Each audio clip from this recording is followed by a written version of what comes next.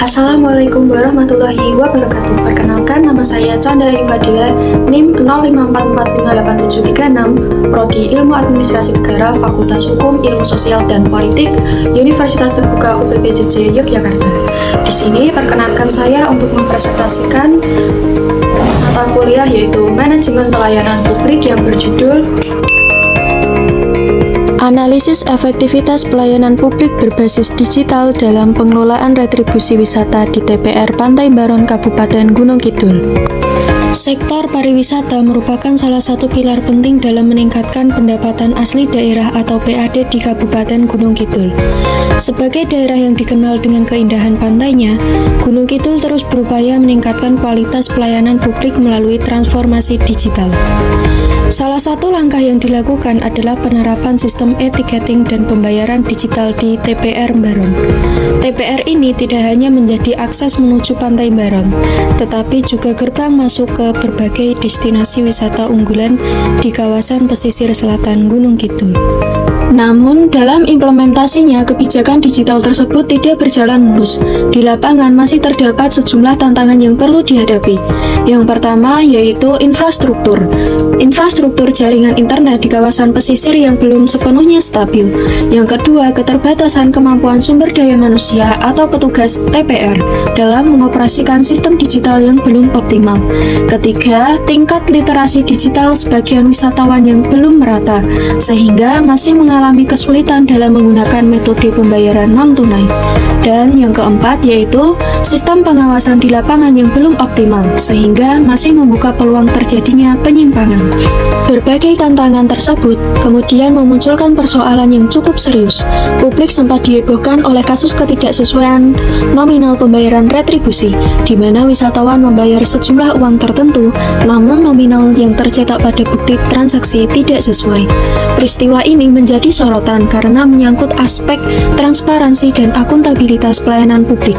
Dampaknya tidak hanya merugikan wisatawan, tetapi juga berpotensi menurunkan tingkat kepercayaan masyarakat terhadap pengelolaan retribusi di kawasan wisata di Kabupaten Gunung Kidul. Untuk memahami permasalahan ini secara lebih mendalam, terdapat dua pendekatan teori yang dapat digunakan.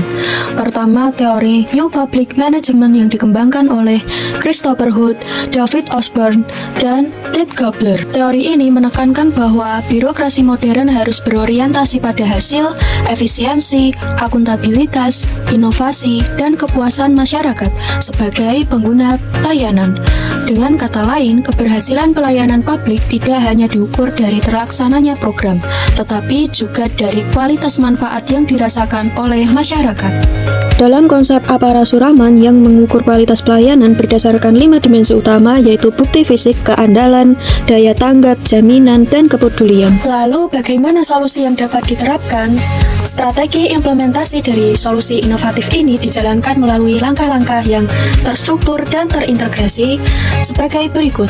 Yang pertama, penerapan pembayaran 100% non-tunai atau cashless. Seluruh wisatawan wajib melakukan pembayaran tiket masuk sebesar 15.000 per orang menggunakan instrumen pembayaran elektronik seperti Breezy, Tapcash, Flash, atau e-money.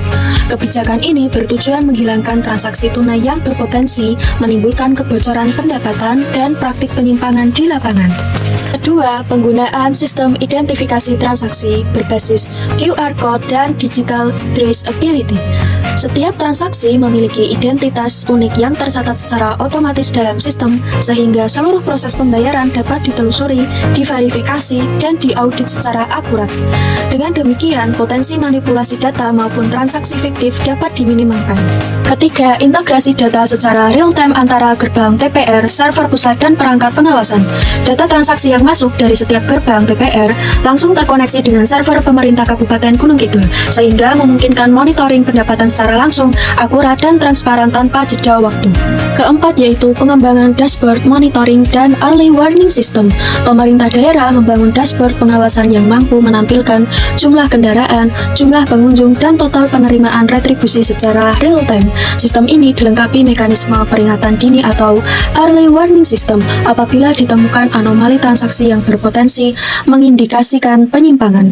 Kelima yaitu penguatan kapasitas sumber daya manusia atau SDM. lain. Petugas lapangan mendapatkan pelatihan teknis berkala terkait penggunaan sistem digital, pelayanan publik, keamanan data, serta penanganan kendala operasional. Diterapkan standar operasional prosedur atau SOP yang jelas, guna memastikan kualitas pelayanan yang konsisten. Keenam, yaitu penerapan sistem pengawasan dan audit digital. Pengawasan tidak hanya dilakukan secara manual, tetapi juga melalui audit digital berbasis data transaksi. Setiap aktivitas terekam dalam sistem sehingga memudahkan proses evaluasi, investigasi, dan pertanggungjawaban apabila terjadi pelanggaran. Pemerintah bekerja sama dengan penyedia layanan telekomunikasi untuk meningkatkan kualitas jaringan di kawasan pesisir guna menjamin kelancaran transaksi digital yang mencegah gangguan operasional. Dampak dari penerapan kebijakan ini memberikan berbagai dampak positif yang signifikan. Yang pertama yaitu meningkatkan transparansi karena seluruh transaksi dapat dipantau dan direkam secara digital, sehingga peluang terjadinya kebocoran, pendapatan, maupun praktik pungutan liar dapat diminimalkan. Kedua, meningkatkan efisiensi pelayanan dengan mempercepat proses pembayaran dan mengurangi antrean kendaraan terutama pada musim liburan. Ketiga, mengoptimalkan pendapatan asli daerah yang nantinya dapat digunakan kembali untuk pembangunan dan peningkatan fasilitas wisata. Dan yang paling penting, kebijakan ini mampu memulihkan serta meningkatkan kepercayaan wisatawan terhadap kualitas pelayanan publik di kawasan wisata Gunung Kidul.